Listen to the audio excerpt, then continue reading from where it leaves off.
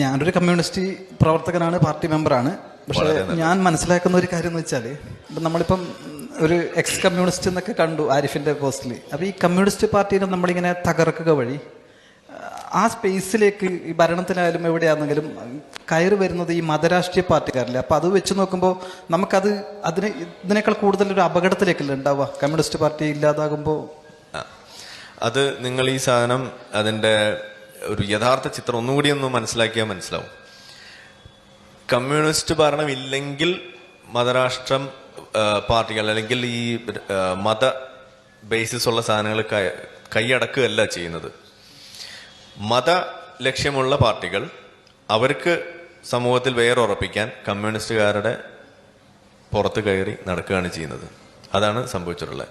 ഉദാഹരണം ഇറാൻ, ഉദാഹരണം ഈജിപ്ത്, ഉദാഹരണം അഫ്ഗാനിസ്ഥാൻ, ഏത് വേണേലും നിങ്ങൾക്ക് എടുക്കാം. ഈ 3 സ്ഥലത്ത് മാത്രം നിങ്ങൾ എടുത്തു നോക്കിക്കഴിഞ്ഞാൽ കമ്മ്യൂണിസ്റ്റുകാരെ കൂട്ടിയിട്ട് പൊതുരെ തല്ലിക്കൊന്നിട്ടുള്ളത് ഇസ്ലാമിസ്റ്റുകളാണ്. ഇത് തല്ലുന്നതിന് തൊട്ട് മുന്നേ വരെ ഇവർ രണ്ടുപേരും പക്കാ ദോസ്തുകളായിരുന്നു. ഇവർ തോളിൽ കൈയിട്ടാണ് രണ്ടുപേരും നടന്നിരുന്നത്.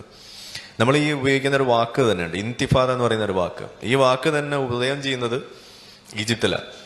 ഈ വാക്ക് സംഗതി ഈജിപ്തിലായതുകൊണ്ട് തന്നെ അവിടുത്തെ കമ്മ്യൂണിസ്റ്റുകാർ അറബിയാണല്ലോ പറയാ.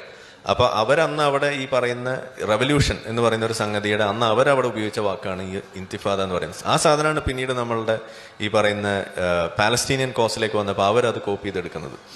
അപ്പൊ എവിടുന്ന് ഈ സാധനം വന്നത്? കമ്മ്യൂണിസ്റ്റുകാർ കൊടുത്ത വാക്കാണത്.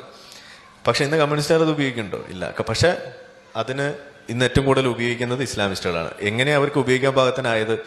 അന്നുണ്ടായിരുന്ന കമ്മ്യൂണിസ്റ്റുകാർ കൂട്ടത്തോടെ കൊന്നുതള്ളുക എന്ന് പറഞ്ഞാൽ ചില്ലറ തള്ളലൊന്നുമല്ല.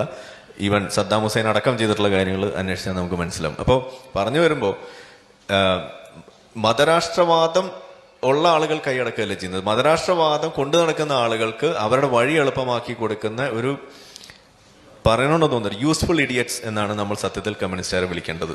ഇന്ന് അങ്ങനെയാണ് ലോകത്ത് ഇടതുപക്ഷം പൊതുവെ അറിയപ്പെടുന്നത്, യൂസ്ഫുൾ ഇഡിയറ്റ്സ്. ഓക്കെ. പിന്നെ ഇസ്രായേൽ പാലസ്തീൻ വിഷയം നേരത്തെ വിഷമായില്ലല്ലോ അല്ലെ? എനിക്ക് ഇത് ഒരുപാട് കേട്ടിട്ടുണ്ട്. പക്ഷെ എന്നാൽ പോലും നമ്മുടെ നാട്ടിലൊരു ഇത്ര അടുത്തുനിന്ന് കേൾക്കുന്ന ആദ്യമായിട്ടാണ്.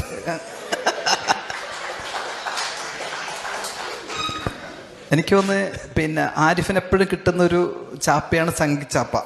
അപ്പൊ ഈ കയ്യടികളിലും എനിക്കൊരു ആ ഒരു ടച്ച് വരുന്നുണ്ടോ എന്ന് സംശയമുണ്ട്. ഇവരൊക്കെ അങ്ങനെ ആ രീതിയിൽ എടുക്കരുത്. പക്ഷെ പിന്നെ അത്തരം ഇസ്ലാമിനെയും കമ്മ്യൂണിസത്തെയും കൊട്ടുമ്പം അത്യാവശ്യം കുഴപ്പമില്ലാത്ത കയ്യടികൾ കൂടുതൽ കിട്ടുന്നുണ്ടെങ്കിൽ അത്തരം ഒരു, അതായത് സംഘി ഫണ്ടിൽ പ്രവർത്തിക്കുന്ന ഒരാളാണെന്നൊക്കെ ഒരുപാട് കമന്റുകൾ. എന്ന് വെച്ചാൽ ഇപ്പൊ കയ്യടിച്ചവരൊക്കെ സംഖ്യകളാണെന്നാണോ പറഞ്ഞു വെച്ചത്? ഇവിടെ ഇപ്പൊ നിങ്ങളൊക്കെ സംഖ്യയില്ലേ? ഇതാണ് നമ്മളൊരു കാര്യം വസ്തുത പറഞ്ഞ അപ്പൊ സംഖ്യയാവും. ഇപ്പൊ മനസ്സിലായില്ലേ? അപ്പൊ ഞാൻ പറഞ്ഞു വരുന്നത് ആ ഒരു കയ്യടികൾ, കുറെ കാര്യങ്ങൾ 1 മണിക്കൂറോളം സംസാരിച്ചിട്ട് നമ്മൾ കയ്യടി കിട്ടുന്ന ചില കാര്യങ്ങൾ, അത് നമ്മൾ ഒരു കയ്യടി റഫീഖിന് കൊടുക്കൂ പ്ലീസ്. ഇപ്പൊ ശരിയല്ലേ? ആയിക്കോട്ടെ.